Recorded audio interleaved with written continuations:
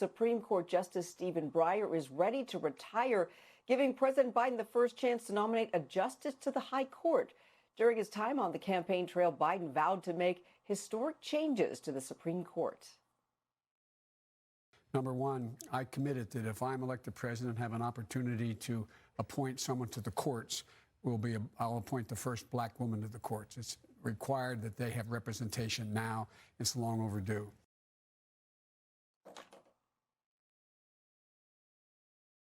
So will he now have the opportunity to keep this campaign promise?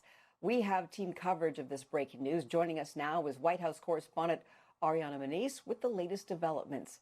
Good afternoon, Ariana.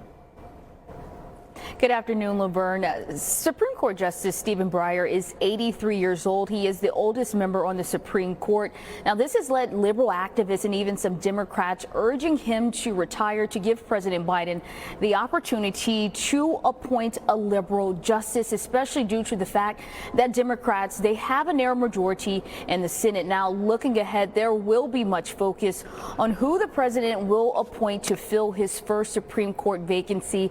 And as you mentioned, Laverne, while on the campaign trail, the president, he pledged to appoint the first black woman to serve on the High Court. Still no word on who or when that will be, but whenever he announces his selection, they will have to face a Senate confirmation hearing, and congressional leaders, they're already setting the stage for upcoming hearings.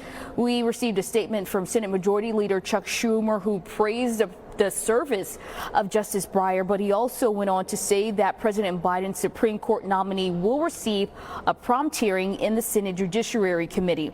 Now, the president does have a good chance of having his appointee confirmed swiftly. Supreme Court nominees, they are confirmed with a simple majority. Now, reacting to the news today, President Biden, he told reporters that he would have more to say, but Justin Breyer's retirement, he wants to wait until the justice releases his own statement. Take a listen. Every justice has the right and opportunity to decide what he or she is going to do and announce it on their own.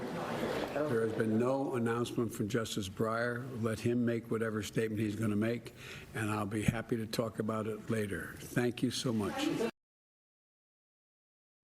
Now, Democratic lawmakers, they are also sounding off on the potential retirement of Justice Breyer. Chairwoman of the CBC, Representative Joyce Beatty, she released a statement speaking to how meaningful it was to hear then candidate President Biden speak to the fact that he wants to appoint the first black woman to the High Court, and she says she believes that the president will uphold his promise. Now, this is major news, but the retirement rather of Justice Breyer will not change a conservative majority of the court, as we know that the president will replace this liberal justice with his own liberal justice. Back to you, Laverne. All right, I'm White House correspondent Rarione Maniece reporting for us live from Washington, D.C. Thanks so much. And joining me now to talk about the future of the Supreme Court is Ryan Jones. He's an attorney and currently running for D.C. Attorney General. Good to see you as always, Ryan. I'm going to cut right to the chase here. President Biden committed to putting a black woman on the Supreme Court. Historic. What are your thoughts on that? This is an awesome opportunity for him to execute a campaign promise and really rile up and establish his base for the upcoming midterms. And strategically, this is an opportunity to allow the current status quo of the Senate to allow a liberal to be confirmed, as opposed to if something were to happen after the midterms that were not favorable, to allow for the 6-3 majority to stay as is from conservatives to liberals. So this is a perfect opportunity for him to execute on a campaign promise and to remain with the liberal number that we do have on the Supreme Court while doing something historic. It's interesting that you call it a campaign promise, because there are those who say this was a deal that he made with Representative Clyburn, who of course was the one who was behind President Biden when his campaign was all but lost when he was running for president. So some people do not see this as a promise. They see this as part of a deal that he would get the black support if he fulfilled these type of things. So here we are, knowing that voting rights and other issues that are important to Black and brown people have been set aside. What needs to happen here for him to follow through, and how does this impact the Black community if he does indeed follow through and put a Black woman on the Supreme Court?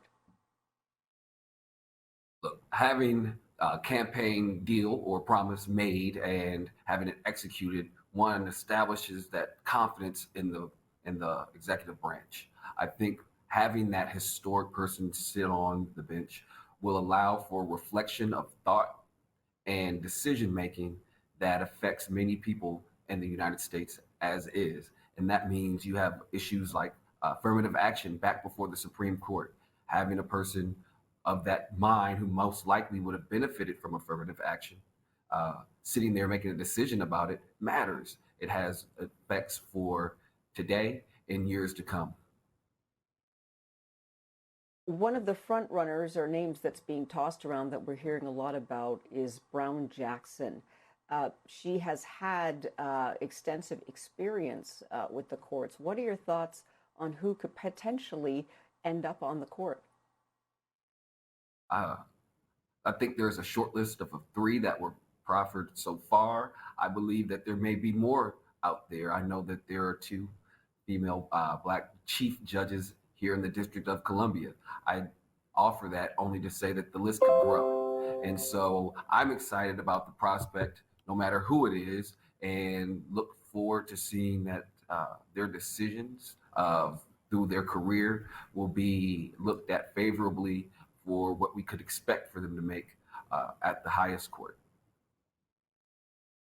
Will it make a difference when it comes to voting, knowing that the court is still obviously predominantly conservative? There we have on our screen, of course, the three of the names who have been put out there so far. But will it actually make a difference? I think it'll invigorate voters to go out and vote in midterms, a time when people feel a bit of malaise and are inactive. Having this campaign promise and having people charged up who went out and made the difference in the presidential election come back in midterms and make a difference there, I think it is critical.